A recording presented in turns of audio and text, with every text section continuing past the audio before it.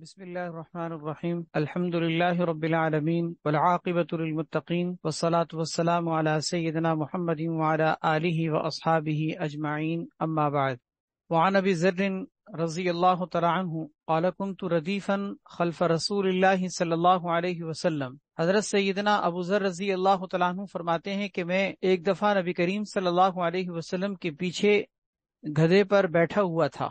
ردیف کہا جاتا ہے سواری میں پیچھے بیٹھنے والے کو، جیسے کہ راکب کہا جاتا ہے سواری کے اوپر سوار ہونے والے کو۔ تو صحابی رسول حضرت ابو ذر رضی اللہ تعالیٰ عنہ فرماتے ہیں کہ ایک دفعہ کی بات ہے کہ گدھے پر میں حضور اکرم صلی اللہ علیہ وسلم کے پیچھے بیٹھا ہوا تھا۔ فلما جاوزنا بیوت المدینہ، بیوت اصل میں بیت کی جمع ہے، بیت گھر کو کہتے ہیں۔ مراد یہ کہ مدینے کی جو آبادی تھی، جب ہم مدینے کی آبادی سے آگے بڑھ گئے، آگے نکل گئے، تو قال آپ صلی اللہ علیہ وسلم نے فرمایا کیف بک یا ابا ذر اذا کان بالمدینۃ جوع تقوم عن فراشک ولا تبلغ مسجدک حتی یجہدک الجوع۔ اے ابو ذر، تمہاری کیا حالت ہوگی اس وقت جبکہ مدینہ منورہ کے اندر ایسی بھوک کا عالم طاری ہوگا کہ تم اپنے بستر سے اٹھ کر مسجد جانا چاہو گے اور مسجد بھی پہنچ نہ پاؤ گے، یہاں تک کہ بھوک تمہیں مشقت میں ڈال دے گی۔ اس کا مطلب یہ کہ اتنی بھوک کا عالم طاری ہوگا کہ تم مسجد تک بھی، مسجد نبوی تک بھی نہیں پہنچ سکو گے۔ قال قلت، حضرت ابو ذر رضی اللہ تعالیٰ عنہ فرماتے ہیں کہ میں نے عرض کیا کہ اللہ و رسولہ عالم، کہ یا رسول اللہ، اللہ اور اس کا رسول ہی بہتر جانتا ہے کہ میرے ساتھ معاملہ کیا ہوگا۔ قال، آپ نے فرمایا تعفف یا ابا ذر، اے ابو ذر اس وقت تم عفیف رہنا۔ تعفف اس وقت تم عفیف رہنا، محفوظ رہنا۔ عفیف رہنے کا مطلب ہے گناہوں سے بھی محفوظ رہنا اور سوال کرنے سے، کسی کے سامنے ہاتھ پھیلانے سے بھی بچنا۔ دونوں معنوں میں عفیف کا لفظ استعمال کیا جاتا ہے۔ تو نبی کریم صلی اللہ علیہ وسلم نے فرمایا کہ ابو ذر اس موقع پر تم عفیف رہنا، یعنی اس کا مطلب تم نہ کسی کے سامنے ہاتھ پھیلانا اور نہ ہی تم کسی گناہ کے کام میں پڑنا۔ پھر دوبارہ آپ صلی اللہ علیہ وسلم نے دوسری بات ارشاد فرمائی کہ کیف بک یا ابا ذر، ابو ذر تمہارا کیا ہوگا اس وقت جبکہ مدینہ منورہ میں ایسا موت کا عالم طاری ہوگا کہ یبلغ البیت العبد، کہ ایک ایک قبر کی قیمت غلام کی قیمت کے بقدر پہنچ جائے گی۔ یعنی اتنی موتیں کثرت سے ہوں گی کہ قبر بنانا لوگوں کے لیے مشکل ہو جائے گا، اور اتنی قبریں مہنگی ہو جائیں گی کہ ایک ایک قبر جو ہے وہ غلام کی قیمت کے بقدر ہوگی۔ حتی انہ یباع القبر بالعبد، یہاں تک کہ ایک ایک قبر کو غلام کی قیمت میں فروخت کیا جائے گا۔ اس پر بھی حضرت ابو ذر رضی اللہ تعالیٰ عنہ فرماتے ہیں کہ میں نے عرض کیا کہ اللہ و رسولہ عالم، اللہ اور اس کا رسول ہی بہتر جانتا ہے کہ میرے ساتھ اس وقت کیا معاملہ ہوگا۔ قال، آپ نے فرمایا کہ تصبر یا ابا ذر، ابو ذر تم خوب صبر کا دامن اس موقع پر تھامنا۔ تصبر، تصبر یا تصبرو سے امر کا صیغہ ہے جس کا معنی ہے کہ تم بمشقت، یعنی دل نہ بھی چاہ رہا ہو، تکلیف پر صبر نہ بھی کیا جا رہا ہو، تب بھی تمہیں ہر حالت میں اس موقع پر صبر سے کام لینا ہے۔ اس کے بعد پھر تیسری بات آپ نے ارشاد فرمائی کہ کیف بک یا ابا ذر، اے ابو ذر اس وقت تمہاری کیا حالت ہوگی کہ جبکہ مدینہ منورہ کے اندر قتل کا عالم طاری ہوگا۔ یہ تیسری بات آپ نے ارشاد فرمائی۔ پہلی بات یہ کہ مدینہ منورہ کے اندر بھوک کا عالم طاری ہوگا، دوسری بات کہ جب مدینہ منورہ کے اندر موت کا عالم طاری ہوگا، اور تیسری بات یہ کہ جب مدینہ منورہ کے اندر قتل و غارت گری اتنی چھا جائے گی کہ وہ قتل و غارت گری کی وجہ سے جو لوگوں کے بہتے ہوئے خون ہیں، وہ خون احجار زید کو بھی ڈھانپ لیں گے۔ احجار زید یہ جگہ کا نام ہے، اور غمر اصل میں ایسی جگہ کو کہا جاتا ہے کہ جہاں پر کثرت سے پانی ہو جس کی وجہ سے زمین چھپ جائے۔ تو تغمر الدماء احجار الزید، یعنی ایسا وہ خون کا عالم ہوگا چاروں طرف کہ احجار زید جو جگہ ہے وہ جگہ بھی خون سے ڈھپ جائے گی۔ قال قلت، حضرت ابو ذر رضی اللہ تعالیٰ عنہ نے فرمایا کہ میں نے عرض کیا کہ اللہ اور اس کا رسول ہی بہتر جانتے ہیں کہ میں اس موقع پر میرے ساتھ کیا ہوگا۔ قال، آپ نے فرمایا تأتی من انت منہ، کہ تم انہی لوگوں میں رہنا، تم انہی لوگوں میں چلے جانا کہ جن سے تمہارا تعلق ہو، جن سے تمہارا معاملہ ہے سکونت کے اعتبار سے، رہائش کے اعتبار سے، یعنی اس کا مطلب یہ کہ تم جہاں سے ہو انہی لوگوں میں سے انہی لوگوں کے ساتھ رہنا. اس کا مطلب یہ ذکر کیا گیا ہے کہ تم ادھر ادھر دوسری جگہوں میں جانے یا دوسرے قبائل میں شامل ہونے یا کسی جماعت میں شامل ہونے سے بہتر ہے کہ تم اپنے اہل اور اپنے قبیلے کے ساتھ رہنا. تأتی من انت منہ، کہ تم اس موقع پر وہ کرنا کہ تمہیں اپنے لوگوں کے ساتھ رہنا ہے، تم کسی جماعت میں شامل نہ ہونا. حاصل اس کا یہ ہے کہ آپ صلی اللہ علیہ وسلم نے کسی جماعت میں شمولیت سے منع کیا اور لوگوں سے کٹ کر اپنے کام سے کام رکھنے اور اپنے گھر والوں اور اپنے قبیلے اور اپنی برادری کے اندر جمع رہنے کا حکم دیا کہ ادھر ادھر کی جماعتوں میں اور مختلف تنظیموں میں، مختلف ٹیموں میں، مختلف گروپس میں شامل ہونے سے اپنے آپ کو بچانا. صحابی رسول حضرت ابو ذر رضی اللہ تعالیٰ عنہ فرماتے ہیں کہ میں نے عرض کیا کہ یا رسول اللہ، اس موقع پر جب کہ فتنہ پھیل رہا ہوگا، کیا میں اس موقع پر اسلحہ نہ پہن لوں؟ کیا میں اس وقت اسلحہ نہ پہن لوں کہ اسلحہ پہن کر نکلوں اور میں فتنے کے سرگوبی کے لیے اور لوگوں کو ختم کرنے کے لیے میں اسلحہ زیب تن کر کے نکل جاؤں؟ قال، آپ نے فرمایا شارکت القوم اذن، کہ تم تو اس موقع پر اگر یہ کام کرو گے تو لوگوں کے ساتھ شریک کہلاؤ گے. لوگوں کے ساتھ شریک کہلاؤ گے کہ جس طرح لوگ ایک دوسرے کو مرنے مارنے پر تل جائیں گے اور ایک دوسرے کے گلے کاٹ رہے ہوں گے تو تم بھی ان لوگوں میں شامل ہو جاؤ گے اگر یہ کام کرو گے. قلت، میں نے عرض کیا کہ فکیف اصنع یا رسول اللہ، تو یا رسول اللہ پھر آپ مجھے بتا دیجئے کہ پھر اس موقع پر پھر کیا کام کرو.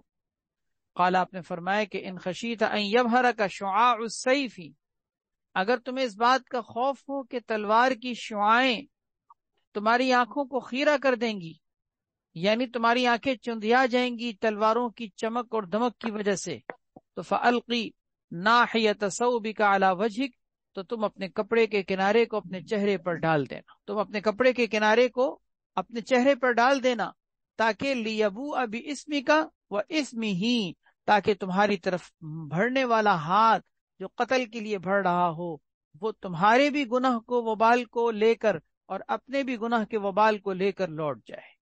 اس کا مطلب یہ کہ وہ تمہاری طرف بڑھنے والا ہاتھ جو تمہاری طرف قتل کے لیے بڑھے وہ اپنا بھی اور تمہارا بھی وبال اپنے سر پہ لے لے، لیکن تم اس دست اندازی کا جواب نہ دینا.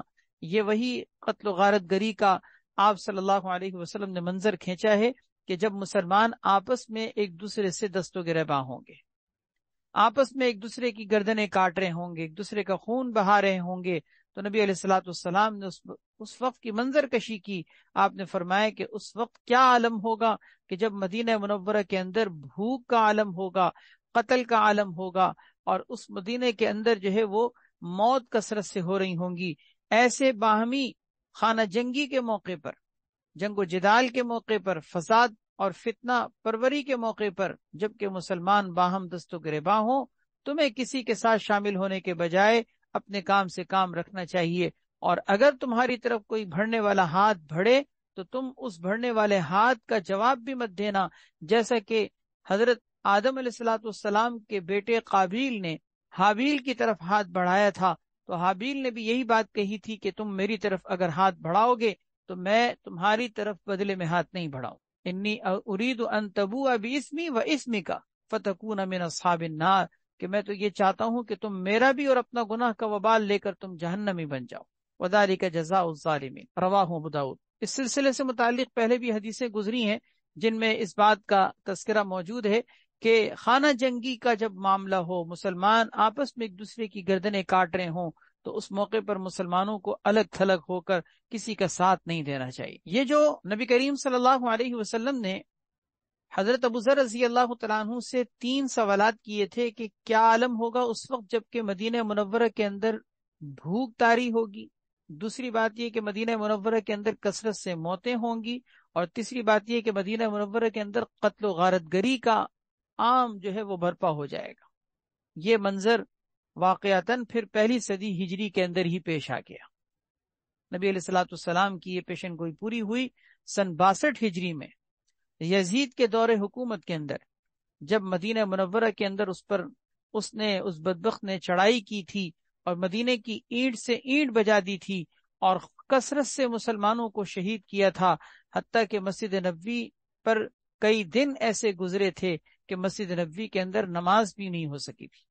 حالانکہ مسجد جس میں 5 وقت نماز ہوتی ہو، وہ مسجد بھی دنیا کی کتنی عظیم بابرکت مسجد، مسجد نبوی، لیکن کئی دن ایسے گزرے تھے کہ مسجد نبوی کے اندر نماز بھی نہیں ہو سکی تھی۔ اسی طرح اس وقت مدینہ کا عالم یہ تھا، مدینہ کا منظر یہ تھا کہ مدینہ منورہ کے اندر قتل و غارت گری، اسی طرح فساد اور ایک دوسرے کی جانیں لینا اور قتل و غارت گری کا منظر اور خون کا بہنا یہ عام ہو رہا تھا۔ یہ اس وقت کی منظر کشی ہے جو نبی علیہ الصلوۃ والسلام نے کھینچی تھی، اور سن 62 ہجری میں جا کر یہ پورا ہوا۔ عجیب بات یہ ہے کہ نبی کریم صلی اللہ علیہ وسلم نے یہ باتیں حضرت ابوذر رضی اللہ تعالیٰ عنہ سے فرمائیں، حالانکہ حضرت ابوذر رضی اللہ تعالیٰ عنہ اس فتنے کے پیدا ہونے سے پہلے ہی دنیا سے جا چکے تھے۔ سن تقریباً 32 ہجری کو ان کی وفات ہوئی ہے، اور یہ معاملہ تقریباً سن 62 ہجری کو پیش آیا ہے۔ اس کا مطلب یہ ہوا کہ نبی علیہ الصلوۃ والسلام نے یہ سوالات حضرت ابوذر رضی اللہ تعالیٰ عنہ سے تو کیے تھے، لیکن آپ صلی اللہ علیہ وسلم نے ان سے یہ سوال کرتے ہوئے آپ نے ان کے واسطے سے ساری انسانیت کو یہ پیغام دیا تھا کہ اس طرح سے مدینہ منورہ کے اندر فتنہ برپا ہوگا۔ اس حدیث میں نبی علیہ الصلوۃ والسلام نے 3 جو باتیں کہی ہیں، ان تینوں باتوں میں آپ نے ساتھ میں کرنے کا کام بھی ذکر کیا ہے۔ مثلا آپ اسی حدیث میں غور کیجئے، ہم دیکھتے ہیں سب سے پہلی بات میں آپ صلی اللہ علیہ وسلم نے یہ فرمایا تھا کہ تعفف یا ابا ذر، یہ کرنے کا کام ہے کہ جب فتنہ پھیلا ہوا ہو، خاص طور پر مسلمانوں کے آپس میں خانہ جنگی کے معاملات پیدا ہو جائیں، تو اس وقت تعفف کا حکم ہے، یعنی عفیف رہنا۔ عفیف رہنے کا مطلب یعنی اپنے آپ کو کسی بھی ظلم و زیادتی کے کاموں میں شریک ہونے سے روکنا اور بچا کے رکھنا، اس کو عفیف اور پاک دامن رہنا کہتے ہیں۔ تو ایک تو فتنوں کے دور میں کرنے کا یہ کام کہ عفیف اور پاک دامن رہیں۔ دوسرا کرنے کا کام تصبر یا ابا ذر، کہ بھلے تم سے برداشت نہ ہو رہا ہو، پھر بھی تمہیں تکلف کے ساتھ برداشت کرنا ہے، صبر کرنا ہے، تحمل اور بردباری کا مظاہرہ کرنا ہے۔ یہ بھی فتنوں کے دور کے حوالے سے ایک اہم کرنے کا کام ہے کہ جب چاروں طرف فتنے پھوٹ رہے ہوں، چاہے وہ خاندان کے لڑائی جھگڑے ہوں، گھریلو اعتبار سے جھگڑے کھڑے ہو جائیں، آپس میں نفرتیں اور عداوتوں کی آگ لگ رہی ہو، تو آپ کو اس موقع پر صبر کرنا چاہیے، برداشت کرنا چاہیے، تحمل اور رواداری سے کام لینا چاہیے۔ کسی کے ظلم کا جواب ظلم سے نہ دیں۔ یہ صرف ایک عمومی خانہ جنگی کے ماحول میں نہیں، بلکہ گھروں کے اندر بھی، خاندانوں کے اندر بھی، رشتوں کے اندر بھی کہیں دراڑیں پڑ رہی ہوں، ایک دوسرے کے اوپر کیچڑ اچھالی جا رہی ہو، ایک دوسرے کے اوپر ظلم و زیادتی کا معاملہ کیا جا رہا ہو، تب بھی حکم یہی ہے کہ تصبر یا ابا ذر، اے ابو ذر اس موقع پر صبر سے کام لینا۔ اور تیسرے نمبر پر آپ نے ارشاد فرمایا تھا تأتی من انت منہ، کہ تم جن میں سے ہو انہی کے اندر رہنا۔ اس کا آسان عام فہم الفاظ میں مطلب بنتا ہے کہ اپنے کام سے کام رکھنا۔ بالکل آسان الفاظ میں اس کا ترجمہ اگر کریں گے نا تو یہ بنے گا اپنے کام سے کام رکھنا، اپنے کام سے کام رکھنا۔ جب معاشرے کے اندر اس طرح کی صورتحال ہو تو آپ اپنے حصے کا کام کریں اور اپنے کام سے کام رکھیں۔ آپ ان چیزوں میں بھول جائیں، ان چیزوں سے کنارہ کشی اختیار کر رہے ہیں کہ کون آپ کے حق کو دے رہا ہے، کون نہیں دے رہا۔ تأتی من انت منہ، یہ 3 کرنے کے کام اس حدیث سے معلوم ہوتے ہیں جو ہمیں فتنوں کے دور کے حوالے سے یاد رکھنے چاہیے۔ اگلی حدیث ہے حضرت عبداللہ ابن عمرو ابن العاص رضی اللہ تعالیٰ عنہ، اس کے راوی ہیں، وہ فرماتے ہیں کہ نبی کریم صلی اللہ علیہ وسلم نے ارشاد فرمایا کیف بک اذا ابقیت فی حسالۃ من الناس، کہ تمہاری کیا حالت ہوگی جبکہ تم باقی رہ جاؤ گے لوگوں میں، ایسے لوگوں کے اندر کہ جو لوگوں میں بالکل رذیل قسم کے لوگ ہوں گے۔ یعنی اس کا مطلب تمہاری زندگی ایسے لوگوں میں باقی رہ جائے گی کہ چاروں طرف بالکل کچرا ہوگا۔ حسالہ اصل میں کچرے کو کہتے ہیں، کچرا جو کسی چیز کا نکال کر پھینک دیا جائے، جیسے آپ کوئی پھل وغیرہ کھائیں اور پھل وغیرہ کھانے کے بعد اس کا چھلکا اٹھا کے پھینک دیتے ہیں، اس کو کہا جاتا ہے حسالہ، اس کو کہا جاتا ہے حسالہ۔ تو فرمائے کہ تم ایسی حالت میں رہ جاؤ گے کہ تمہارے چاروں طرف جو ہے وہ کچرا باقی رہ جائے گا، چاروں طرف تمہارے کچرا باقی رہ جائے گا۔ کیا مطلب کہ لوگ اتنے رذیل قسم کے ہوں گے کہ وہ لوگوں میں کوئی معزز لوگ نہیں ہوں گے، بلکہ یوں سمجھو کہ جیسے کہ کچرا ہو جاتا ہے کہ جس کو اٹھا کے پھینک دیا جائے، اس طرح کے معاشرے کے اندر لوگ چھائے ہوئے ہوں گے۔ پھر آپ نے اس وقت کی منظر کشی کی آپ نے فرمایا مریجت عہودہم و اماناتہم، ان کے عہد اور ان کی امانتیں خلط ملط ہو جائیں گی، یعنی وہ نہ اپنے عہد کے پاسدار ہوں گے نہ اپنی امانتوں کے محافظ ہوں گے، چنانچہ خیانتیں بھی ہوں گی، عہد شکنیاں بھی ہوں گی، وعدہ خلافیاں بھی ہوں گی، یعنی اس کا مطلب اس وقت لوگوں کی حالت یہ ہوگی کہ بطور خاص آپ نے فرمایا کہ ان کے عہد اور ان کی امانتیں خلط ملط ہو جائیں گے، واختلفوا، اور پھر وہ آپس میں ایک دوسرے سے اختلافات کا شکار ہوں گے، لڑائی جھگڑے کا شکار ہوں گے، فکانوا ہاکذا، پھر آپ نے فرمایا کہ یوں سمجھو کہ وہ اس طرح ہو جائیں گے، یہ کہہ کر آپ نے اپنی انگلیوں کو ایک دوسرے میں داخل کر دیا، جیسے آپ اپنے ہاتھ کی انگلیوں کو ایک دوسرے میں داخل کر دیں تو ایک جال سا بن جاتا ہے نا، ایک نیٹ سا بن جاتا ہے، جال بن جاتا ہے، اپنے ہاتھوں کی انگلیوں کو ایک دوسرے میں جیسے داخل کرنے سے ایک جال بن جاتا ہے، فرمایا لوگ آپس میں اس طرح سے ہوں گے جیسے کہ ایک دوسرے میں انگلیاں گھس جاتی، کیا مطلب گتھم گتھا ہو جائیں گے، لوگ آپس میں اس طرح گتھم گتھا ہو جائیں گے۔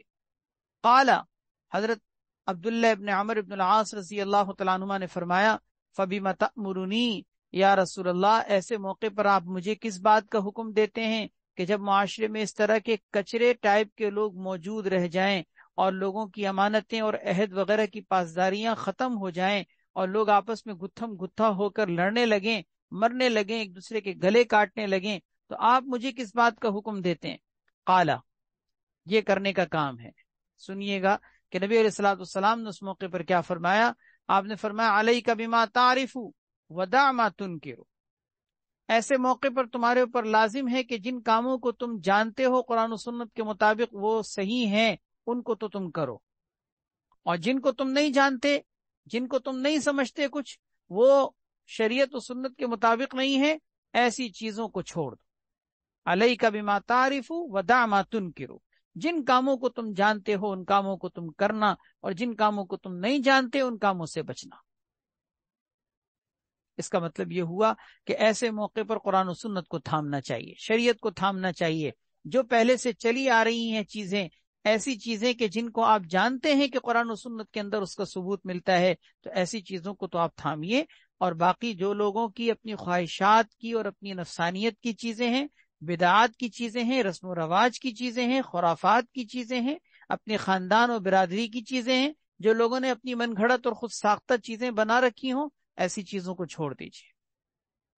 وَعَلَيْكَ بِخَاصَّةِ نَفْسِكَ وَإِيَّاكَ وَعَوَامَّهُمْ، پھر آپ نے فرمایا کہ ایسے موقع پر تم خاص طور پر اپنا خیال رکھنا، کیونکہ عام لوگوں کی ذمہ داریاں اور عوام کو درست کرنے کی اور اصلاح اور تربیت کرنے کی ذمہ داری تمہارے بس میں نہیں ہوگی، ایسے موقع پر تمہارے لیے اس کی ذمہ داری کو پورا کرنا اور نبھانا بھی تمہارے لیے ضروری نہیں ہوگا۔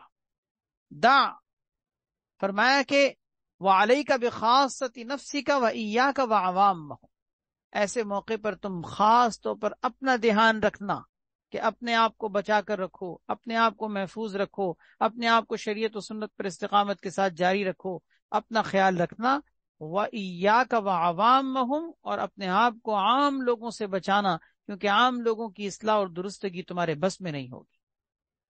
دیکھیے، امر بالمعروف اور نہی عن المنکر یہ ایک انسان کی ذمہ داری ہے، جب تک انسان کسی گناہ کو ہوتا ہوا دیکھ رہا ہو اور اس کو روکنے کی اس کو طاقت ہو تو اس کو چاہیے، روکنا چاہیے، آگے اللہ تعالیٰ نے جو اس کو طاقت دی اس کا استعمال کرے، لیکن جب ایسا عمومی منظر ہو کہ فتنہ پھیلا ہوا ہو اور آپ کے لیے کسی چیز کو روکنا ممکن نہ ہو، تو پھر ایسی صورت میں آپ اپنے آپ کو بچائیے اور عام لوگوں کو چھوڑ دیجیے۔ سورہ مائدہ کے اندر اللہ تعالیٰ نے حکم دیا ہے 7ویں پارے میں، یا ایھا الذین آمنوا علیکم انفسکم، اے ایمان والوں تمہارے اوپر لازم ہے کہ تم اپنے آپ کو سنبھالو، اپنا دھیان رکھو، لا یضرکم من ضل اذا اہتدیتم، اگر تم ہدایت پر رہے تو تمہیں کسی کی گمراہی تمہیں نقصان نہیں پہنچا سکتی۔ اس کا مطلب یہ ہوا کہ یہ اس وقت کے اعتبار سے کہا گیا ہے کہ جب کہ ایک انسان کے لیے عام لوگوں کی درستگی اور اصلاح اس کے بس میں نہ ہو۔ وفی روایت، ایک اور روایت میں اسی طرح کے الفاظ ہیں جس میں کچھ اضافہ بھی ہے، اور وہ یہ ہے کہ الزم بیتک، ایسے فتنوں کے دور میں تمہارے اوپر لازم ہے کہ تم اپنے گھر کے اندر چپک جاؤ۔ کیا مطلب؟ گھر سے باہر بغیر کسی ضرورت کے نہ نکلو، کیونکہ گھر سے باہر بغیر کسی ضرورت کے نکلنا بھی اس وقت ایسا ہوگا کہ گویا کہ اپنے آپ کو فتنوں کے حوالے کرنا۔ تو ایک تو اپنے آپ کو اپنے گھر سے چپکا کر رکھو، بغیر ضرورت کے گھر سے باہر نہ نکلو، کیونکہ فتنوں کے دور میں جتنا اپنے آپ کو گھر میں رکھو گے اتنا محفوظ رہو گے۔ دوسری بات یہ فرمائی کہ وہ املک علیہ کا لسانک، اپنی زبان پر کنٹرول رکھنا، اپنی زبان کو قابو میں رکھنا، کیونکہ اگر زبان ایسے فتنوں کے دور میں قابو میں نہ رہی تو تمہاری یہ زبان تمہیں ہلاکتوں کے گھڑے میں گرائے گی۔ اور تیسری بات آپ نے ارشاد فرمائی کہ وَخُذْ مَا تَعْرِفُ وَدَعْ مَا تُنْكِرُ، کہ جس چیز کو تم جانتے ہو قرآن و سنت کے مطابق، شریعت کے مطابق، تم اس کو تھام لینا، اور جس چیز کو تم نہیں جانتے، جن چیزوں کا تم انکار کرتے ہو، ایسی چیزوں کو چھوڑ دینا۔ 3 کام ہو گئے۔ چوتھا کام وَعَلَيْكَ بِأَمْرِ خَاصَّةِ نَفْسِكَ وَدَعْ أَمْرَ الْعَامَّةِ، اور تمہارے اوپر لازم ہے کہ تم خاص طور پر اپنی ذات کا خیال رکھنا اور عام لوگوں کے امور کو چھوڑ دینا، کیونکہ عام لوگوں کی اصلاح تمہارے بس میں نہیں۔ یہ 4 کام آپ نے ایسے فتنوں کے دور میں کرنے کے لیے ذکر کیے۔ ایک تو اپنے گھروں میں قرار پکڑنا، دوسرا اپنی زبان کو قابو میں رکھنا، تیسرا یہ کہ قرآن و سنت کے مطابق جن امور کو تم جانتے ہو اس کو تھامنا، اور جو تمہاری ان چیزوں سے ہٹ کر ہوں، چیزیں سامنے آ رہی ہوں، ان کو چھوڑ دینا۔ اور چوتھی چیز یہ کہ ایسے موقع پر خاص طور پر اپنی حفاظت کا خیال رکھنا، عام لوگوں کی اصلاح درستگی تمہارے چونکہ بس میں بھی نہیں ہے، لہذا اس چیز کی ذمہ داری بھی تمہارے اوپر سے ختم ہو جائے گی۔ اگلی حدیث ہے حضرت ابو موسیٰ رضی اللہ تعالیٰ عنہ سے مروی ہے، نبی کریم صلی اللہ علیہ وسلم نے ارشاد فرمایا ان بین یدی الساعۃ فتنا، نبی کریم صلی اللہ علیہ وسلم نے ارشاد فرمایا کہ قیامت کے قریب کچھ ایسے فتنے پیدا ہوں گے کقطع اللیل المظلم، جیسے کہ اندھیری رات کے ٹکڑے۔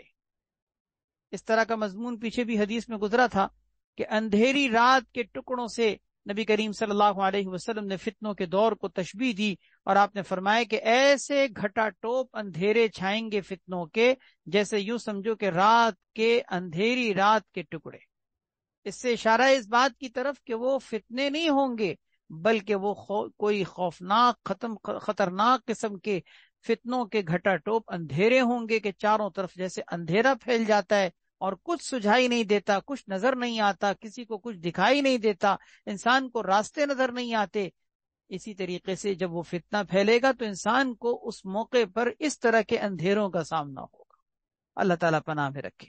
ایسے فتنوں کے دور میں نبی علیہ الصلوۃ والسلام نے فرمایا یصبح الرجل مؤمنا ویمسی کافرا، ایسی حالت ہوگی، ایمان اتنا ڈاواں ڈول ہوگا اور اتنا زیادہ ایمان کے اندر کمزوری آ جائے گی کہ صبح کا مومن شام کو کافر ہو جائے گا، وَيُمْسِي مُؤْمِنًا وَيُصْبِحُ كَافِرًا، شام کا مومن صبح کو کافر ہو جائے گا۔ کیا مطلب؟ دیکھتے ہی دیکھتے لوگوں کے ایمان جا رہے ہوں گے، پتہ ہی نہیں چل رہا ہوگا کہ ابھی تو مسلمان تھے، ابھی تو مومن تھے، ابھی تھوڑی دیر میں کیا ہو گیا۔ نظریات تبدیل ہو رہے ہوں گے، سوچنے کا انداز بدل رہا ہوگا، جذبات اور خیالات اور احساسات تبدیل ہو رہے ہوں گے۔ اتنا زیادہ فتنوں کا معاملہ ہوگا کہ انسان کی آن کے آن گھنٹوں کے اندر، چند گھنٹوں کے اندر سوچنے کا انداز اتنا بدل جائے گا کہ صبح کا مومن شام کو کافر، شام کا مومن صبح کو کافر۔ نعوذ باللہ من ذالک، اللہ تعالی ہم سب کو پناہ میں رکھے۔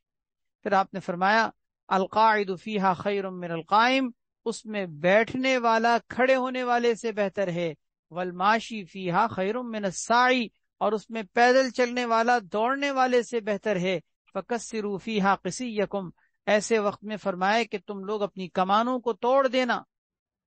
کیا مطلب؟ کہ جس کمان میں سے کھینچ کر تم تیر پھینکتے ہو اور دشمن پر تیر اندازی کرتے ہو، ایسے موقع پر اس اسلحے کو، اس کمان کو توڑ دینا، کیونکہ وہ کمان اس موقع پر اپنوں کے اوپر چلانے کے لیے استعمال نہیں ہونی چاہیے۔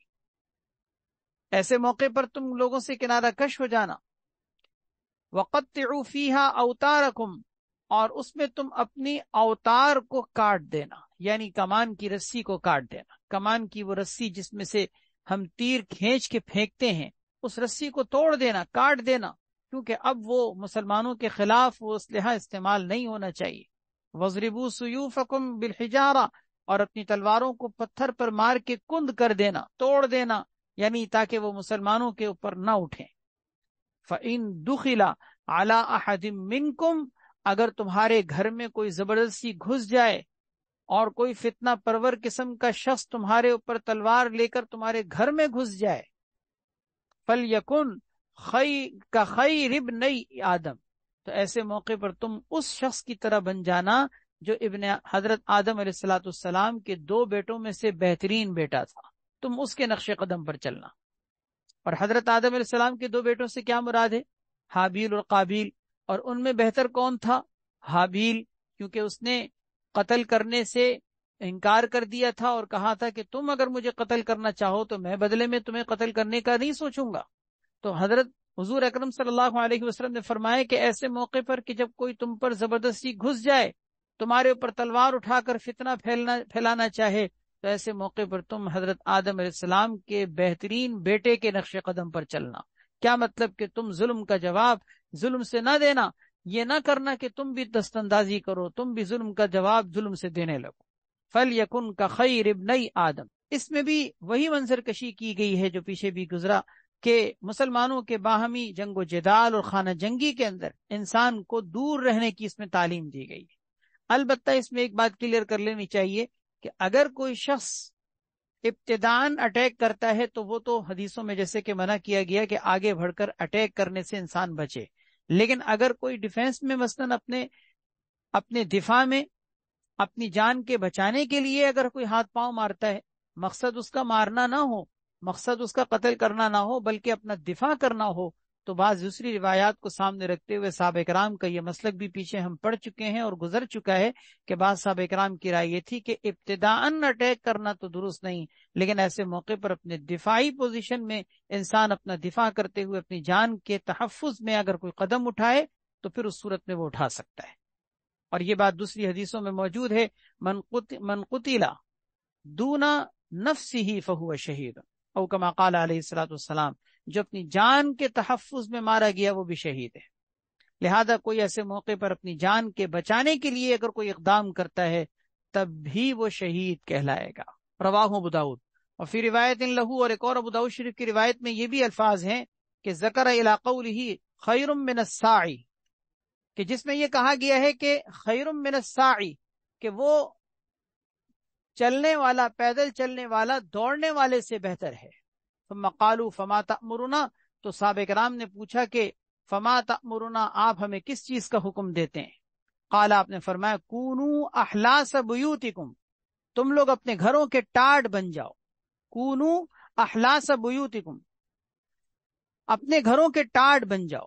کونوا احلاس بیوتکم یعنی اپنے گھروں کے ٹاٹ بن جاؤ، جس کا مطلب یہ ہے کہ تم لوگ اپنے گھروں میں اس طرح سے رہنا جیسے کہ کوئی ٹاٹ پڑا رہتا ہے، گھر کے اندر کوئی چادر پڑی رہتی ہے، کوئی غالیچہ یا کوئی کارپٹ وغیرہ جیسے پڑا رہتا ہے، بچھا رہتا ہے، اس طرح سے تم لوگ اپنے گھروں میں پڑے رہنا۔ کونوا احلاس بیوتکم۔ وفی روایت الترمذی ان رسول اللہ صلی اللہ علیہ وسلم قال فی الفتنۃ، ترمذی شریف کی روایت میں ہے کہ نبی کریم صلی اللہ علیہ وسلم نے فتنے کے بارے میں ارشاد فرمایا کسروا فیہا قصیکم، کہ تم لوگ اس میں اپنے کمانوں کو توڑ دینا۔ وقطعوا فیہا اوتارکم، اور اس میں تم لوگ اپنے وتر یعنی اپنی کمانوں کی رسی کو کاٹ ڈالنا۔ والزموا فیہا، اور اس میں تم لوگ اپنے گھروں کے اندر، اپنے گھروں کے اندر موجود رہنا، اپنے گھروں کے اندر قرار پکڑنا۔ والزموا فیہا اجواف بیوتکم، اجواف جوف کی جمع ہے، پیٹ کو، اندر کو، کسی چیز کے سینٹر کو بھی کہا جاتا ہے۔ اس کا مطلب یہ ہوا کہ تم لوگ اس موقع پر اپنے گھروں کے سینٹر میں یعنی اپنے گھروں کے اندر موجود رہنا۔ وَكُونُوا كَابْنِ آدم، اور تم ابن آدم کی طرح بن جانا، یعنی آدم علیہ السلام کے بہترین بیٹے کی طرح بن جانا۔ وقال هذا حدیث صحیح غریب۔ وعن ام مالک البہزیہ، حضرت ام مالک البہزیہ رضی اللہ تعالیٰ عنہ فرماتی ہیں کہ ذکر رسول اللہ صلی اللہ علیہ وسلم فتنةً، کہ نبی کریم صلی اللہ علیہ وسلم نے ایک بڑے فتنے کا تذکرہ کیا۔ یہ حضرت ام مالک بہزیہ صحابیہ ہیں، اور یہ نبی کریم صلی اللہ علیہ وسلم کی فتنے سے متعلق ایک حدیث نقل کر رہی ہیں۔ فرماتی ہیں کہ نبی کریم صلی اللہ علیہ وسلم نے کسی بڑے فتنے کا تذکرہ کیا اور اس فتنے کو فقربہا، بہت قریب بیان کیا، یعنی یہ بیان کیا کہ وہ فتنہ بہت عنقریب پیدا ہوگا۔ میں نے پوچھا یا رسول اللہ وہ فتنہ کب پیدا ہوگا؟ میں نے پوچھا کہ من خیر الناس فیہا، یا رسول اللہ اس فتنے کے اندر لوگوں میں سب سے بہترین شخص کون سا ہوگا؟ قال، آپ نے فرمایا رجل فی ماشیتہ، یؤدی حقھا ویعبد ربہ، کہ وہ شخص کے جو اپنے ماشیہ یعنی اپنے مویشیوں کو لے کر الگ ہو جائے اور اس طرح سے الگ تھلگ ہو جائے لوگوں سے کہ اللہ کے بھی حق ادا کرتا ہو، مویشیوں کا بھی حق ادا کرتا ہو اور اپنے رب کی بھی عبادت کرتا ہو۔ یعنی اس کا مطلب اپنے مویشیوں کو، اپنے جانوروں کو لے کر لوگوں سے عزلت نشینی کی زندگی اختیار کرتے ہوئے کنارے ہو جانا، اور پھر اس کے بعد اپنے رب کا بھی عبادت گزار بننا اور ان مویشیوں کے بھی حقوق ادا کرنا۔ ایک تو یہ شخص لوگوں میں سب سے بہتر ہوگا۔ دوسرا فرمایا کہ ورجل، دوسرا وہ شخص بھی سب سے بہتر ہوگا جو آخذ برأس فرسہ، جو اپنے گھوڑے کے لگام کو پکڑے، اپنے گھوڑے کی لگام کو پکڑے، یخیف العدو و یخوفونہ، جو لوگوں کو، دشمن کو ڈراتا ہو اور دشمن اس کو ڈراتے ہیں۔ یعنی اس کا مطلب میدان کارزار، ایک عزلت نشینی کی زندگی، دوسرا میدان کارزار میں مجاہد بن کے نکلنا۔ اس فتنوں کے دور میں یہ دو شخص لوگوں میں سب سے بہتر ہوں۔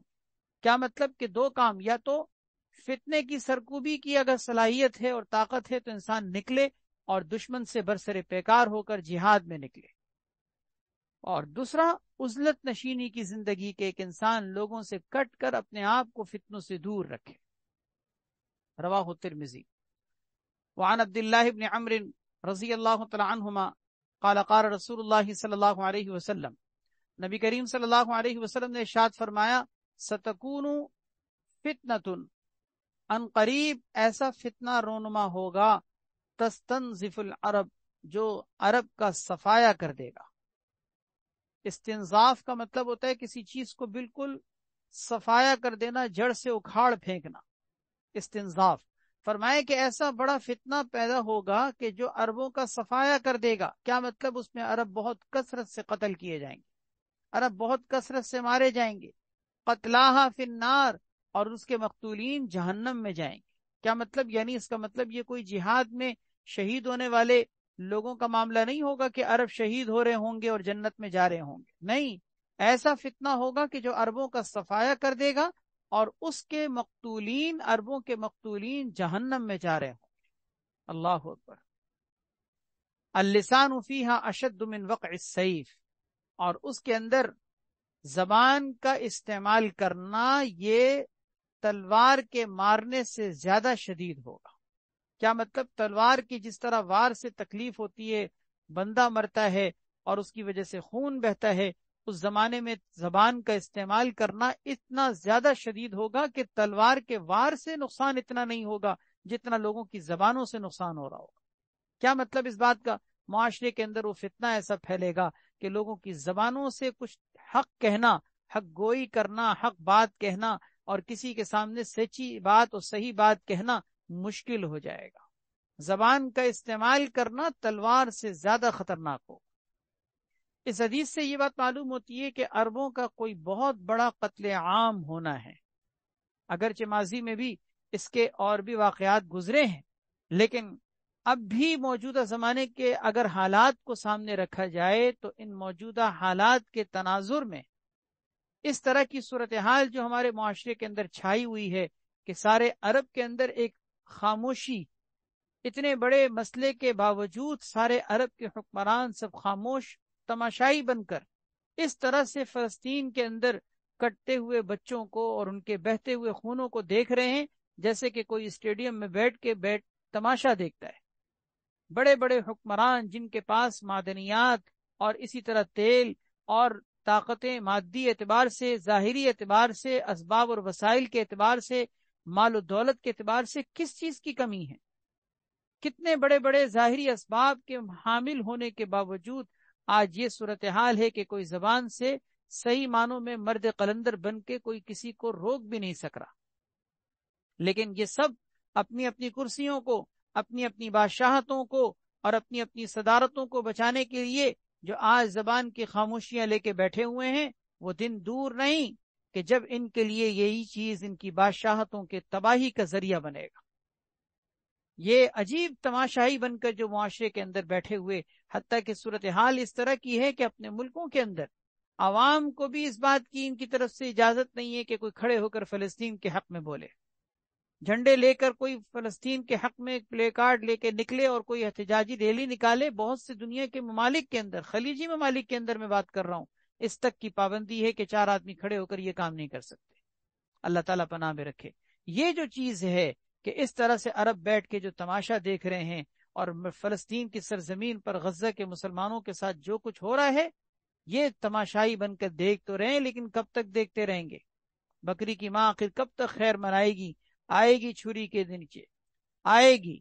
اور یہی نبی علیہ الصلوۃ والسلام نے حدیث میں ذکر کیا گیا کہ تستنزف آپ نے فرمایا کہ ایسا فتنہ آئے گا تستنزف العرب، جو عربوں کا صفایا کر دے گا۔ اللہ اکبر۔ اس سے پتہ چلتا ہے کہ دنیا کے اندر قتل و غارت گری، خون ریزی و فسادات، کتنے بڑے بڑے واقعات رونما ہونے کی طرف ہم بڑھ رہے ہیں، ہمیں اندازہ نہیں ہے۔ آج ہم اپنی کرسیوں کو، اپنی صدارتوں کو، اپنی بادشاہتوں کے بچانے کے چکر میں پڑے ہوئے ہیں، لیکن کچھ نہیں کہا جا سکتا کہ یہی بادشاہتوں کے بچانے کے نتیجے میں ہم اس طرح سے معاشرے کے اندر کیا کچھ دیکھیں گے۔ اللہ تعالیٰ سب کو پناہ میں رکھے۔ اللہ تعالیٰ ان لوگوں کو دینی غیرت اور حمیت عطا فرمائے کہ آج ان لوگوں کے اندر اتنی بھی جرت نہیں ہے کہ کھڑے ہو کر یہ کہہ سکیں کہ بس اب یہ نہیں ہوگا۔ کچھ دن پہلے سارے عرب کے حکمران، یہ بڑے بڑے ممالک کے بادشاہان جمع ہوئے، لیکن کیسے جمع ہوئے؟ صرف بیٹھ کے چند باتیں کرنے کے بعد اٹھ گئے، کوئی دو ٹوک فیصلہ نہیں کیا۔ ورنہ اگر یہ الٹیمیٹم دیتے اور کہتے کہ 24 گھنٹے کا ٹائم ہے کہ یہ سارے جتنے بھی چکر ہیں ختم کیے جائیں، تو ان کا یہ کہنا ہی ان کے اوپر بھاری بن جاتا۔ کرنا تو آگے کا کام ہے، ان کا یہ صرف مشترکہ بیان دینا بھی ان کے لیے باعث بار ہوتا۔ لیکن عجیب بات یہ کہ پھسپھسے بیانات، ایسے بیانات کہ جو سیاسی اور مفادات کے بیان کہلاتے ہیں، کہ بس ایک رسمی طور پر ایک رسم پوری کرنے کے لیے جمع ہوئے تھے، تصویر کھنچوا کر ساری دنیا میں یہ کہہ دیا کہ ہم بھی اس کے لیے کوششیں کر رہے ہیں۔ خیر بہرحال جو کچھ کر رہے ہیں یہ سب ان کے اوپر وبال بن کر پھٹنے والا ہے، اور ایسا بری طریقے سے پھٹے گا کہ نہ ان کی کرسی باقی رہے گی، نہ ان کی صدارت باقی رہے گی، نہ ان کی بادشاہت باقی رہے گی۔ نبی علیہ الصلوۃ والسلام نے ایک موقع پر فتنوں کا تذکرہ کیا تھا۔ صحابہ کرام نے اس موقع پر فتنوں کے بارے میں سنتے ہوئے فرمایا تھا، پوچھا تھا کہ یا رسول اللہ، عرب کہاں ہوں گے؟ عرب اس وقت کہاں ہوں گے کہ جو اتنے بڑے بڑے فتنے دیکھ رہے ہوں گے؟ عرب تو بڑے بہادر اور جفاکش لوگ ہوتے ہیں، ان کے اندر تو جواں مردی ہوتی ہے، یہ لوگ تو اس طرح کے فتنوں کو دیکھ نہیں سکتے، یہ کہاں ہوں گے؟ آپ نے فرمایا عرب بہت تھوڑے ہوں گے، عرب بہت تھوڑے ہوں گے۔ کیا مطلب؟ قتل و غارت گری کے نتیجے میں بہت بڑی تعداد عربوں کی ختم ہو چکی ہو۔ اللہ اکبر، اللہ اکبر۔ اللہ تعالیٰ پناہ میں رکھے۔ بہرحال ہمیں اندازہ نہیں ہے کہ ہم کس طرف بڑھ رہے ہیں، ان حدیثوں سے اندازہ ہوتا ہے اور نبی علیہ الصلوۃ والسلام کی باتوں سے پتہ چلتا ہے کہ ہم بہت تیزی سے اپنی تباہی اور بربادی کی طرف بڑھ رہے ہیں۔ اللہ ان حکمرانوں سے، ان ظالم حکمرانوں سے، ان دینی غیرت اور حمیت سے عاری اور خالی حکمرانوں سے پوری امت کو نجات عطا فرمائے۔ وعن ابی ہریرہ رضی اللہ تعالیٰ عنہ ان رسول اللہ صلی اللہ علیہ وسلم قال، حضرت ابو ہریرہ رضی اللہ تعالیٰ عنہ فرماتے ہیں کہ نبی کریم صلی اللہ علیہ وسلم نے ارشاد فرمایا کہ ستکون فتنۃ صماء بکماء عمیاء، ان قریب ایسا بڑا فتنہ رونما ہوگا کہ جو بہرا ہوگا، گونگا ہوگا اور اندھا ہوگا۔ فتنے کے اندھا بہرا گونگا ہونے کا مطلب کیا ہے؟ حضرات محدثین فرماتے ہیں فتنہ بہرا گونگا اندھا ہونے کا مطلب یہ ہے کہ وہ فتنہ اتنا خطرناک ہوگا کہ لوگ ایسے ہوں گے جیسے کہ اندھے، کچھ نظر نہیں آئے گا، لوگ ایسے ہوں گے جیسے بہرے کہ ان کو کچھ سمجھ میں نہیں آئے گی، سنائی نہیں دے گا، اور ایسے ہوں گے جیسے گونگے کہ کچھ بول نہیں سکے گے، خاموش تماشائی بنے گے۔ اللہ اکبر۔ آپ سوچئے ذرا، کیا اس طرح کے فتنوں کی طرف ہم نہیں بڑھ رہے کہ جب فتنے معاشرے کے اندر پھیلتے ہیں تو پھر اسی طرح سے آنکھوں پہ پٹیاں بنتی ہیں، لاکھ ان کے سامنے قرآن و سنت کے دلائل رکھ دو، آپ ان کے سامنے تاریخی شواہد رکھ دو، قدرت کے مظاہر ان کے سامنے کھل کھل کر آ رہے ہوں، تب بھی آنکھیں ایسی اندھی ہو جاتی ہیں کہ اچھا بھلا انسان دیکھنے والا بھی اندھا ہوتا ہے، اس کو نظر نہیں آ رہا ہوتا۔ اسی طرح بہرے ہونے کا مطلب یہ کہ ان کو کچھ بھی سمجھا دو ان کو سنائی نہیں دے گا۔ کیا مطلب سنائی نہ دینے کا؟ یعنی اس کا مطلب ان کو حق بات سننے کو ملے نصیب ہی نہیں ہوگی۔ اور گونگا ہونے کا مطلب یہ ہے کہ لوگ ایسے گونگے ہو جائیں گے کہ کچھ بول نہیں پائیں گے، ایسی مجبوریاں آ جائیں گی۔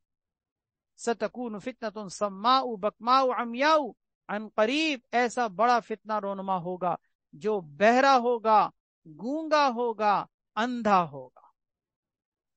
پھر آپ نے فرمایا من اشرف لہا استشرفت لہو، من اشرف لہا استشرفت لہو، جو اس فتنے کی طرف جھانک کر بھی دیکھے گا فتنہ اس کو اچک لے گا۔ یعنی اس فتنے کو دیکھنا، اس فتنے کی کھوج میں لگنا، اس فتنے کی تفتیش میں پڑنا، اس فتنے کی ٹوہ میں لگنا، ایسا بھی انسان جو یہ کام کر رہا ہوگا وہ فتنے کا شکار ہو جائے گا۔ وَإِشْرَافُ اللِّسَانِ فِيهَا كَوُقُوعِ السَّيْفِ، فرمایا کہ اس کے اندر زبان کا استعمال کرنا ایسا ہوگا جیسے تلوار چلانے کی طرح۔ اس کا مطلب وہی ہے کہ تلوار کے چلانے سے جس طرح نقصان ہوتا ہے، اس طرح کے زبان کے چلانے سے نقصانات اور مضرتیں ہوں۔ اگلی حدیث ہے، حضرت عبداللہ ابن عمر رضی اللہ تعالیٰ عنہ فرماتے ہیں کننا قعودا عند النبی صلی اللہ علیہ وسلم، ہم لوگ نبی کریم صلی اللہ علیہ وسلم کے پاس موجود تھے، بیٹھے ہوئے تھے۔ فذکر الفتنہ، نبی کریم صلی اللہ علیہ وسلم نے فتنوں کا تذکرہ کیا۔ فاکثر فی ذکرہا، پھر آپ نے ان فتنوں کے تذکرہ کرنے میں بہت کثرت سے کام لیا۔ کیا مطلب؟ یعنی بہت کثرت سے فتنے ذکر کیے، اور آپ نے بہت سارے فتنے ذکر کیے۔ حتی ذکر فتنۃ الاحلاس، یہاں تک کہ آپ نے احلاس کا فتنہ ذکر کیا۔ احلاس پیچھے بھی لفظ گزرا ہے نا، احلاس کے معنی آتے ہیں ٹاٹ کے، کہ فتنوں کے دور میں آپ نے فرمایا تھا نا کہ کونو احلاس بیوتکم، اپنے گھروں میں ٹاٹ بن کر رہنا، یعنی گھروں کے اندر رہنا، گھروں سے باہر نکلنے سے بچنا۔ تو اس فتنے کا نام ہی فتنۃ الاحلاس ہوگا۔ کیا مطلب؟ ایسا فتنہ کہ جو فتنہ لوگوں کو گھروں میں محصور کر دے گا۔ اس فتنے کے وقت میں کسی کی مجال نہیں ہوگی کہ گھر سے باہر نکل سکے، اسی لیے اس فتنے کو فتنۃ الاحلاس کہتے ہیں۔ آپ صلی اللہ علیہ وسلم نے فتنۃ الاحلاس کا تذکرہ کیا۔ قال قائل، کسی کہنے والے نے کہا یا رسول اللہ وما فتنۃ الاحلاس، احلاس کا فتنہ کیا ہوگا؟ آپ صلی اللہ علیہ وسلم نے فرمایا کہ وہ احلاس کا فتنہ ہی حرب و حرب، ایک ہا کے ساتھ ہے اور ایک ہا کے ساتھ ہے۔ حرب کے معنی آتے ہیں بھاگنے کے، اور حرب کے معنی آتے ہیں جنگ کے۔ اس کا مطلب یہ ہوگا کہ وہ آپ صلی اللہ علیہ وسلم نے احلاس کے فتنے کی آپ نے پہچان کروائی۔ آپ نے فرمایا وہ فتنہ احلاس دراصل بھاگنے اور جنگ کرنے کا فتنہ ہوگا۔ کیا مطلب؟ کہ ایسی جنگیں ہوں گی کہ لوگ افراتفری کے عالم میں بھاگ رہے ہوں گے اپنے جان اپنے مال کے تحفظ کے لیے، اور حرب ہوگی، چاروں طرف جنگ ہوگی۔ ثم فتنۃ السراء، اس کے بعد پھر فتنہ سرا آئے گا۔ یہ دوسرا فتنہ ہے، احلاس کے بعد پھر دوسرے نمبر پر آئے گا سرا کا فتنہ۔ سرا کے معنی آتے ہیں کسی چیز کو مخفی طور پر کرنا، کسی چیز کو چھپ کر کرنا، اس کو سرا کہتے ہیں۔ تو آپ نے اس فتنے کو فتنۃ السرا کہا۔ کیا مطلب؟ یہ فتنہ ایسا ہوگا جو اندرونی طور پر، مخفی طور پر، لوگوں کے اندرونی طور پر فتنہ بن رہا ہوگا۔ کیا مطلب؟ کہ لوگوں کے اندر کے جذبات، لوگوں کے خیالات، لوگوں کی سوچیں اس طرح سے تبدیل ہوں گی کہ اندرونی طور پر لوگ فتنوں کا شکار ہو چکے ہوں گے، اور اس طرح کی صورتحال ہوگی کہ دلوں سے خلوص، دلوں سے محبتیں نکل جائیں گی۔ اس مقصد کو سامنے رکھتے ہوئے آپ نے اس کو فتنۃ السرا کہا۔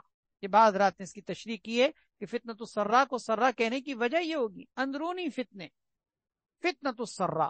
آپ نے فرمایا دخنوها من تحت قدمی رجل من اہل بیتی، اس کا دھواں نکلے گا میرے اہل بیت میں سے کسی شخص کے قدموں کے نیچے سے۔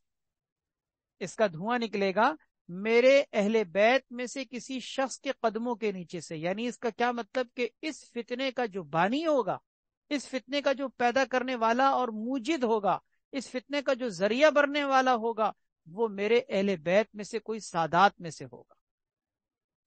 اللہ اکبر۔ اس کا مطلب کیا ہوا؟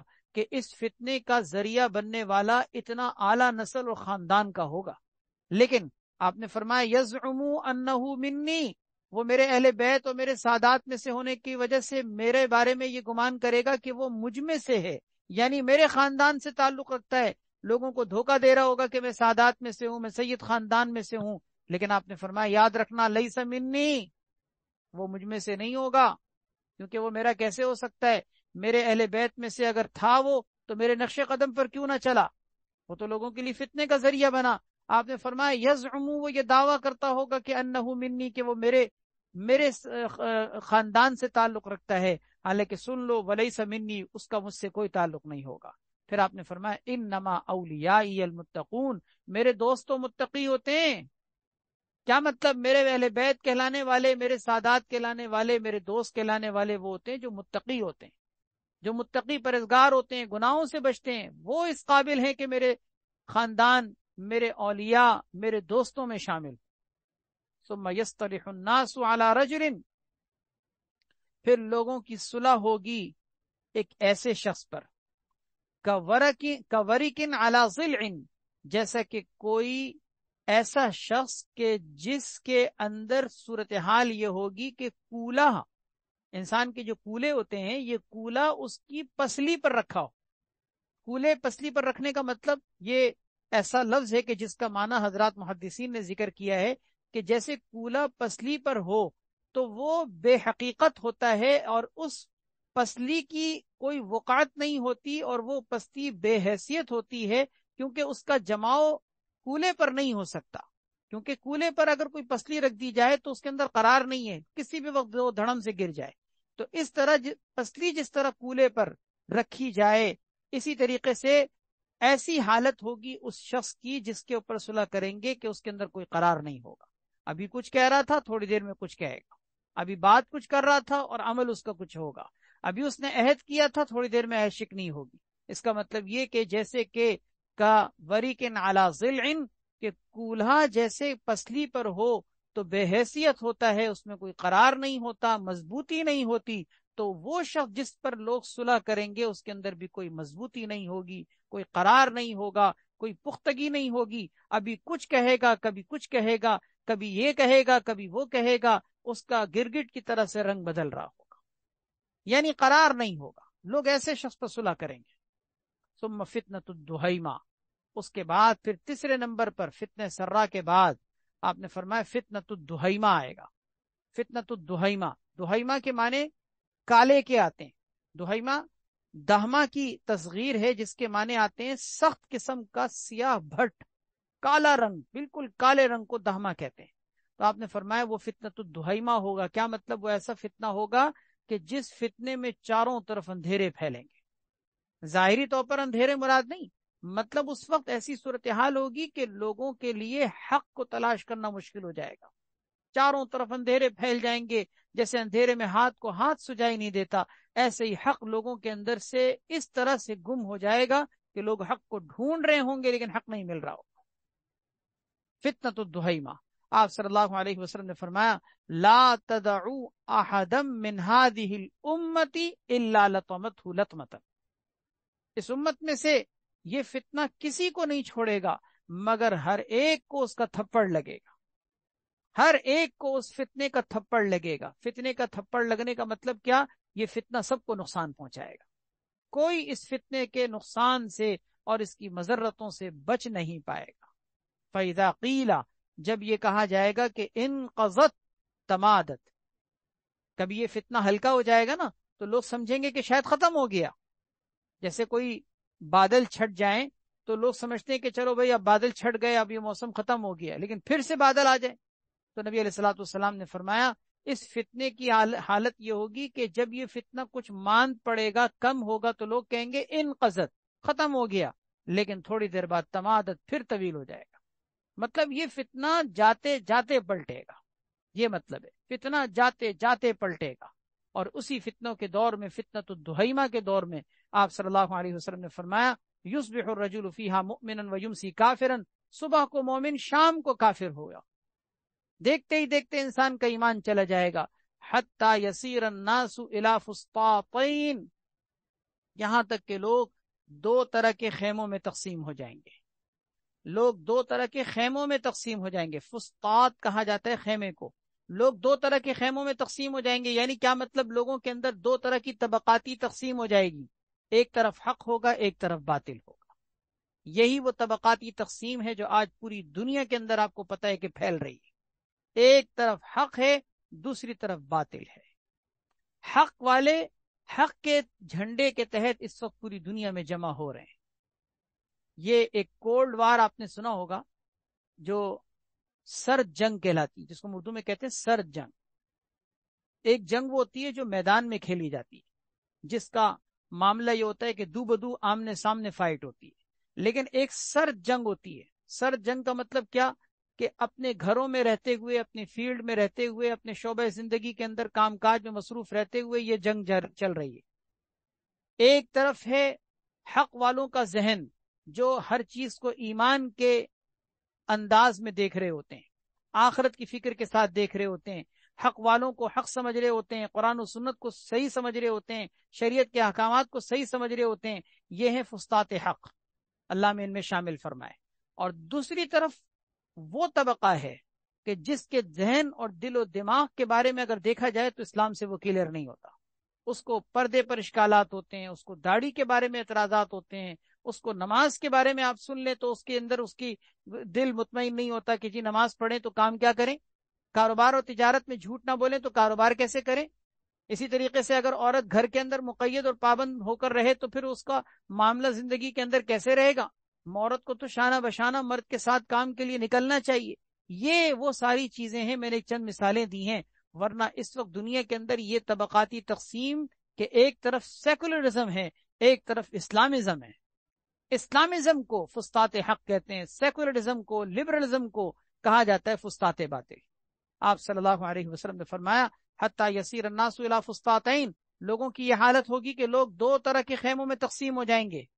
کیا مطلب؟ لوگوں کے اندر طبقاتی اعتبار سے دو طرح کے طبقے بن جائیں گے. فسطاط ایمان لا نفاق فیہ، ایک وہ ایمان کا خیمہ ہوگا جس میں نفاق نام کی کوئی چیز نہیں ہوگی.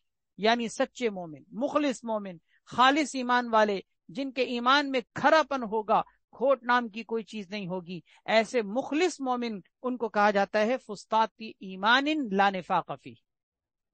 کہہ دیجئے اللہم اجعلنا منہ، اللہ ہمیں ان میں شامل فرما دے.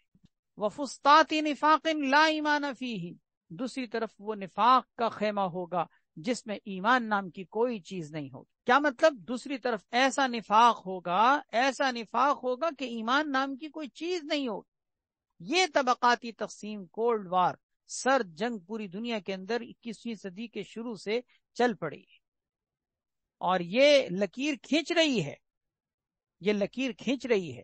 آپ چاہے یورپین کنٹریز کے اندر ہوں، مغربی تہذیب کے اندر رہتے ہوں، مغربی ممالک کے اندر رہتے ہوں، یا مشرقی ممالک میں رہتے ہوں، خود ہمارے گھروں کے اندر بھی آپ کو اس طرح کے لوگ ملیں گے کہ بعض اوقات ماں باپ مسلمان ہوتے ہیں، مومن ہوتے ہیں، ایک مومن گھرانے میں کوئی پیدا ہوتا ہے لیکن اس کے سوچنے کا انداز بدل جاتا ہے، وہ کافروں کی باتیں کر رہا ہوتا ہے. اسی طریقے سے منافقوں کے جیسی اس کے جذبات ہوتے ہیں، اہل باطل جیسی اس کی زبان پر گفتگو آ رہی ہوتی.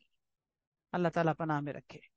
فَإِذَا كَانَ ذَلِكَ، آپ نے فرمایا جب اس طرح کا ماحول و معاشرے کے اندر ماحول آ جائے، جب اس طرح کا منظر چاروں طرف پھیل جائے، فَانْتَظِرُوا الدَّجَّالَ أَوْ مِنْ غَدِهِ، تو پھر دجال کے آنے کا انتظار کرو کہ وہ آج یا کل آ جائے گا. کیا مطلب؟ کہ پھر سمجھ لو کہ دجال کا وقت بہت قریب آ گیا. دجال کا وقت گویا کہ پھر بہت قریب آ گیا، یعنی ایسے وقت میں دجال کے آنے میں پھر کوئی دیر نہیں ہو. اللہ تعالی ہم سب کو پناہ میں رکھے، اللہ تعالی ہم سب کو ہر طرح کی فتنوں سے محفوظ رکھے.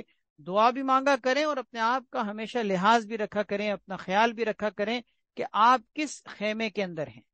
آپ ایمان کے خیمے والوں کے اندر ہیں یا نفاق کے خیمے والوں کے اندر ہیں؟ آپ کے سوچنے کا انداز کیا ہے؟ آپ شریعت و سنت کے مطابق سوچتے ہیں یا لوگوں کی زبانوں پر جو اسلام کے خلاف اعتراضات ہو رہے ہوتے ہیں، اشکالات ہو رہے ہوتے ہیں، آپ ان کی بات کو سوچ رہے ہوتے ہیں؟ آپ کے سوچنے کا انداز کیا ہے؟ آپ کے جذبات کیا ہیں؟ نظریات کیا ہیں؟ خیالات کیا ہیں؟ آپ کس انداز سے دنیا کو دیکھتے ہیں؟ اس دنیا کی زندگی کو آپ کے ذہن پہ مادیت کا غلبہ ہے یا روحانیت کا غلبہ ہے؟ لیکن ایک مادی سوچ ہوتی ہے کہ بس جو کچھ ہے وہ یہ دنیا ہے، میں اس دنیا کو بنا لوں، اس دنیا کو قیمتی بنا لوں، یہ مادی سوچ ہے. اور ایک طرف ہوتی ہے روحانی سوچ. کیا مطلب؟ کہ ہر چیز میں آخرت کا سوچنا، مجھے مرنا ہے، اللہ کے پاس جانا ہے، قبر میں جانا ہے، حساب اور کتاب دینا ہے. یہ روحانی سوچ ہے. آپ اپنی سوچ کو روحانیت کے ساتھ جتنا زیادہ آپ انشاءاللہ جوڑ لیں گے اتنا زیادہ آپ مادیت سے نکلیں گے اور آپ ایمان کے خیمے میں آئیں گے. اور جتنا زیادہ آپ کی سوچ مادیت میں لگے گی اتنا زیادہ ایمان کے خیموں سے نکلنے کی طرف آپ بڑھیں گے۔